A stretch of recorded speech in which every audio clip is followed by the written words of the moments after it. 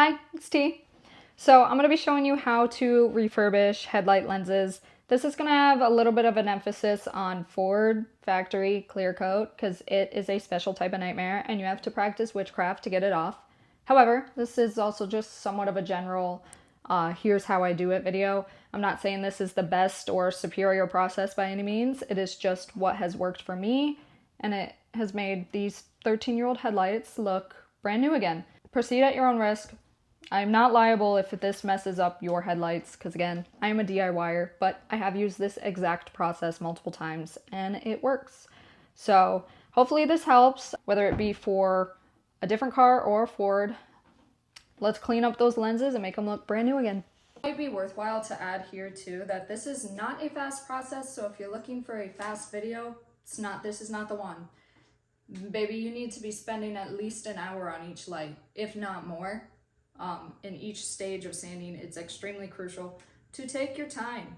And each light, full disclosure for the focus people who may be watching, each one took me 4 hours per. That might be because focus headlights are the size of me. They're about 27.5 inches long, corner to corner. A lot of people think I'm a lot bigger than I actually am, so that might be why it took me 4 hours for each one, but they were also very messed up. Take your time, otherwise they're gonna... Okay, so for our materials, I only use a drilled sand. Blocking and hand sanding has a tendency to overwork plastic really fast, so I skip that. Hot soapy water, because we are going to be wet sanding. For wet sanding, I use 600, 800, 1000. I use 1500 and 2000 sometimes, depending on if I think I need it. And then I have a foam 3000 as well. This is going to be for dry buffing just before you get into your compounds. For drill attachments, I have a hard one. This is only for foam backed. And then I have a foam backed one for my conventional sandpaper. This is so it can form to the lens. It makes it a lot less susceptible to overworking, and obviously it can get more even sanding. For the compounds I use, I do want to emphasize, you probably do not need to cut, okay? The only reason I had to cut was because these were really messed up lenses, and I found it was the only way that I was able to get all the micro scratches out. And because I used this, I ended up also using the Meguiar swirl remover. This is a very, very fine grit, and I found it got all of the scratches out amazingly. But you might not need these. I'd honestly recommend the Mother's Power Plastic. This stuff is amazing. It's worked on all my other headlights, all the other lights I've done. For some reason, it didn't work on these, but I really like this stuff. It just works. And so when we're talking about those compounds, if you are cutting, you need a separate poof for cutting, because cutting is a more aggressive grit than polishing. So you're going to need 2 separate ones. However, most likely you're just going to need one, because more than likely you're going to be just polishing. You're not going to be cutting. I use rubbing alcohol to clean with a clean microfiber. Make sure your microfibers are actually clean, because any amount of grit in them can get on the lens and then it can contaminate your sandpaper and you're going to get deep scratches that you can't get out. And then for sealing it, I really like the 3M Quick Headlight Clear Coat. It's a wipe. You just wipe it on. You can do 2 or 3 coats if you wish. And if you mess it up, rubbing alcohol, microfiber, scrub it. It's going to take a lot of scrubbing and a lot of elbow grease, but it comes right off. To start off, obviously, you're going to want to clean this really well. You want to make sure anything that has some sort of grit to it, sand, dust, whatever, is off. Because if that gets mixed in with your sandpaper, you're going to get really deep cuts, and you're not going to be happy about that because you're not going to be able to get it out. This would also be a really good time to take a look at your lens and make sure there are no cracks in it. I do see a little bit of spider cracks. This is due to heat, so I'm gonna have to be careful around that area. But if you have any cracks, like actual true hard cracks, I'm sorry, you shouldn't be doing this. You're out of luck. You should just go get a new headlight. I'm opting to start at 800. I'm gonna see how this works. If it isn't taking it off, I'm gonna step down to 600, but I really only had to do 600 on the other one because it was being really sticky. I don't know what this one's gonna be. So I'm spray it down with my soapy water. And so the way I do this is I go in a crosshatch motion. So up, down, side, side, side, side. You want to make sure that once it is sanded and once it looks cloudy, that it all looks even. And that's how you know you're doing a good job. Now, I will call out when you have an apex like this. I think that's what it's called. Whatever the peak is. You know, you have straight, it peaks here. This is a weak spot. So you want to be very careful along those high portions of the lens, because if you overwork that, and it's really easy to overwork it, you're going to have a hard line, and it's also really easy to crack at this point as well. So just be very careful of that. When you're polishing and it starts to get kind of sticky, creamy like this, that is your cue that you need to wipe it off, spray down more water, because right now it is congealing, and that is actually the clear coat mixing in with my soapy water. When you are sanding, you're going to start seeing the clear coat break up. The portions that are cloudier, I guess, are your clear coat. The portions that look shinier, shockingly, are your plastic.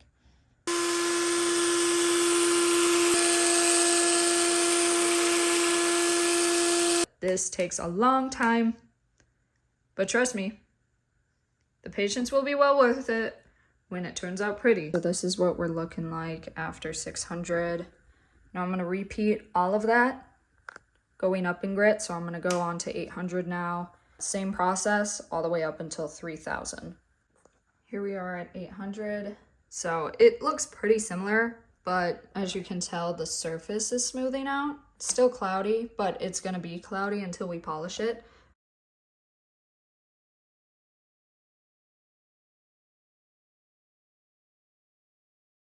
So after 3000, you're going to see you're still cloudy, but you are getting more clarity.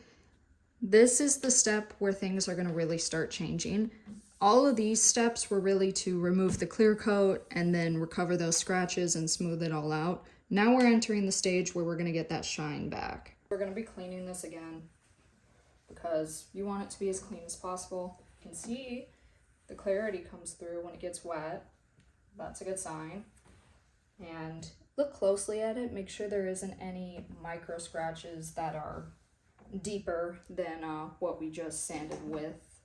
Now with this headlight, it looks like water got into the inside of it, so that's a little bit confusing for me, but I can tell it's on the inside, so I'm just gonna keep ignoring that. So I got my Plush 3000, and with this, you don't want to focus too much time in one area. This can burn your plastic if you're pressing too hard or staying in one area for too long. So you really want to go medium pressure. Don't press hard, but don't, be coasting over it. So same pattern, side to side, up, down, up, down. If you have a spot that won't clear up or is a lot more cloudy, or you are seeing deep scratches, you're gonna have to step down each level until you figure out what level you maybe didn't spend enough time on that area in. So if I'm seeing a deep scratch, like let's just say, for example, right here, I'm at 3000 dry. So I'm gonna step down to 2000 or 1000. And then once I get that scratch out, I'm gonna go back up 1000, 2000, 3000, 3000 dry. You have to do it in chronological order. Otherwise, you run the risk of, again, missing certain areas. Remember, for cutting, I noted in the beginning, you want to keep your cutting compound separate from your polishing. 2 different grits. So this is my cutting one, and I'm gonna grab my compound here. You want to shake these up because the grit in them tends to settle at the bottom. And I use about a nickel-sized amount. Obviously, you can use more if you wish.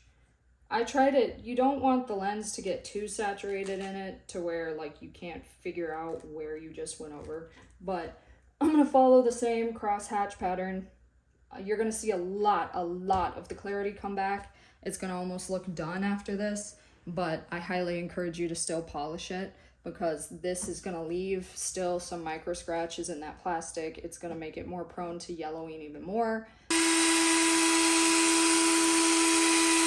Okay, and here we are after the cut. I am a little frustrated that I'm doing it on this lens because I have discovered, obviously there was a seal leak. There are water spots on the inside of the lens. There's also this dull spot. I've been going over it and I realized the camera's not gonna be able to pick it up, but that dull spot is on the inside of the lens along with a little spider web, cobweb ordeal. But outside of that, I mean, you can see the clarity's come back, and now we're going to polish this. One more thing I do want to note about this stuff, you don't want the compound or the polish drying on the lens. You want to make sure it's consistently lubricated and wet, so if you feel like it's drying up, wipe it off and put more on. So now that we've wiped all the polish off, I'm going to clean it down with rubbing alcohol, and that's so our sealant can stick. After you wipe it down with rubbing alcohol, you may realize some of that shiny, glossy texture goes away. Don't freak out. A lot of these polishing compounds have lubricating factors in them, so it's kind of oily, and that gives it more of that shiny, wet look. But don't worry, it's going to come back when you put sealant on. But definitely take time to inspect for micro scratches. I'm seeing some right here, so I'm going to start stepping down in grit in that one specific area and coming back up. Now with the 3M Quick Headlight Clear Coat, again, there's probably other options out on the market like ceramic or whatnot. This is just my favorite. It's easy. If you put this on and it starts beating up, balling up, it's not sticking to it, that means there's something on the surface of the lens. You want to wipe this off with rubbing alcohol as fast as possible the second you see that, because the second it dries down, it's going to be a lot harder to get it off. What I do is I open this up, try not to touch the wipe because you don't want contaminants on it, but just grab the edge. Try to kind of wring a little bit of it out because these wipes are very wet. I like to fold it over the edge like this, like so, and then I'm going to, again, go in crosshatch motions. You're going to want to make sure that you're slightly overlapping your lines, and then pay attention to those lines as well because we want to make sure that it's taking to the lens and it's not beating up or rolling off. And you want to get the edge of the lens too. Then I'm going to go in that crosshatch again. And also just check to make sure you don't have any contaminants in the wipe itself too, because any dust that falls on this or any grains or whatnot, it's going to be permanently embedded in it. So just keep looking closely and double checking. It's getting a little confusing for me because I have those water spots on the inside. Oh, I definitely took it out of its package because I was getting impatient. Don't stop mid-lens. You want to take it from edge to edge, and that's how you don't get any splotches. If you're seeing streaks from the wipe while it's still wet, don't worry, this is a self-leveling formula.